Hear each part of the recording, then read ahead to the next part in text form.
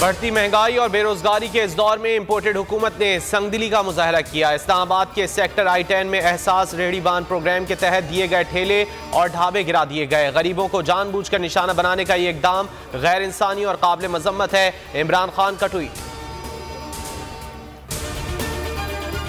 हुकूमत इंतकामी कार्रवाइयों के बजाय मईशत की बेहतरी पर तवज्जो दे। इंतकामी कार्रवाइयों से मईशत बेहतर नहीं होगी। इंतकामी कार्रवाइयां करने वाली हुकूमत से क्या मुज़ाकरात करें। इलेक्शन की तारीख का ऐलान करें तो साथ बैठने को तैयार हैं। PTI रहनुमा फैसल जावेद ने इस्लामाबाद में मीडिया से गुफ्तगू में कहा, आजम सवाती, शहबाज गेल और फवाद चौधरी के बाद शेख रशीद को निशाना बनाया जा रहा है।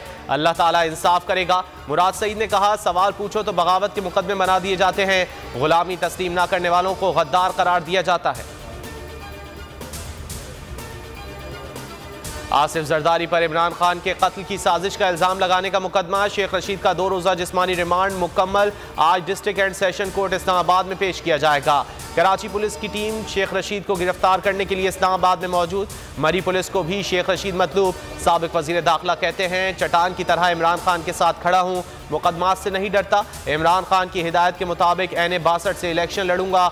शेख राशिद शफीक NA 60 से इलेक्शन लड़ेंगे। बहैसियत कौम मिलकर दहशतगर्दी की लानत को जड़ से उखाड़ फेंकेंगे। Army chief general Asim Munir का बुज़दिल दहशतगर्दों को 2 टोक पैगाम। सिपाही सालार ने पेशावर में पुलिस लाइन्स का दौरा किया।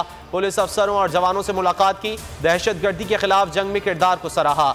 शहदा को जबरदस्त खिराज तहसीन पेश किया। दहशतगर्दी के खात्मे के लिए तमाम सियासी क़यादत एक मेज़ पर बैठे। सोशल मीडिया पर कयास आराइयाँ न फैलाएं, कौमी जिम्मेदारी का रवैया अपनाएं। एपेक्स कमेटी इजलास का एलामिया। मुल्क में दहशतगर्दों की मावनत करने वाले तमाम ज़राए ख़त्म करने पर इत्तेफाक। खैबर पख्तूनख्वा में फौरी CTD हेडक्वार्टर तामीर करने का फैसला। जदीद फॉरेंसिक लेबॉर्ट्री भी बनाई जाएगी। सेफ सिटी मंसूबा शुरू करने पर गौर। कानून साजी, बॉर्डर मैनेजमेंट और इमिग्रेशन का निज़ाम बेहतर किया जाएगा।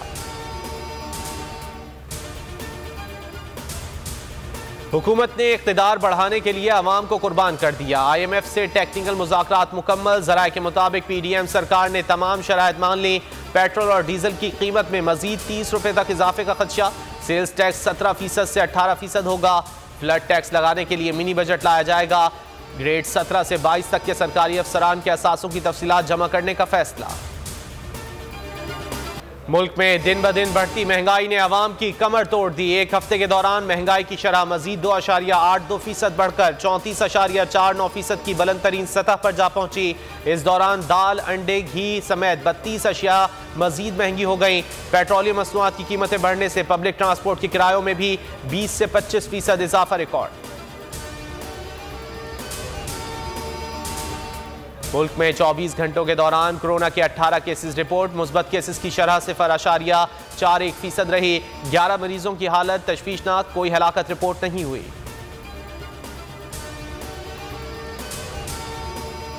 PSL सीजन 8 का मेला सजने को तैयार। टिकटों की ऑनलाइन फरोख्त आज से शुरू। पहले मरहले में मुल्तान और कराची के मैचेस के टिकट्स दस्तयाब होंगे। क्वेटा ग्लैडिएटर्स और पेशावर ज़ल्मी के दरमियान नुमाइशी मैच कल होगा।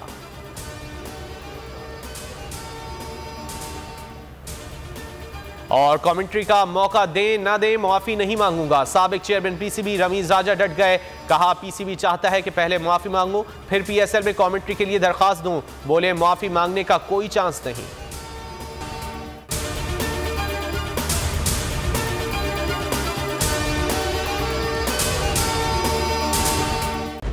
खूने नाहक बहुत पी चुकी ये जमीन, अब कोई दिन में ये खून उगलने को है।